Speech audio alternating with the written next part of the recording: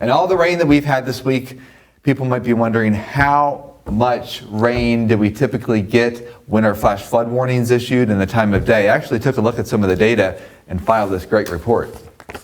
All right, folks, now that we are in the middle of summer, I want to give you a little flavor of flash flooding potential and historical potential in our region. So here we are, July 15th, the most likely hour to see flooding based on National Weather Service alerts is usually between 6 and 8 p.m. across much of our region. You can see as you get further north and west towards the Ohio River, it's a little bit earlier in the day and it pushes a little bit later in the evening across our region. So that's when we have the best chance for rivers to rise and crest above flood stage, and also those poor drainage areas to experience flooding. Here's the number of flash flood warnings issued from July 2006 all the way to now, the middle part of 2023. Notice the bullseye for flash flooding is along the southern part of the I-79 corridor, but in our region, we typically see the most flash flood warnings issued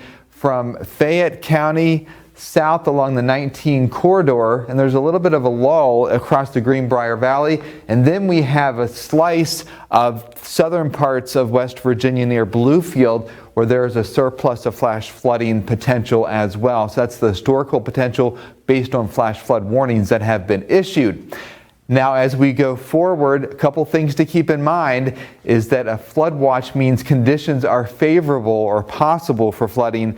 Warning means it's actually happening or is about to happen, and a flash flood emergency is issued when heavy rain will lead to catastrophic damage and loss of life. Of course, 6 inches of water will cause your car to stall. 12 inches of water is enough to move it off the roadway. So be very mindful of standing water. If you approach it, turn around, don't drown. The water is usually deeper than what it appears. And as we continue to go through the summer season, we will keep you up to date on the flash flooding potential as well as any watches and warnings that are issued in our region. Chief Meteorologist Chad Merrill for Newswatch.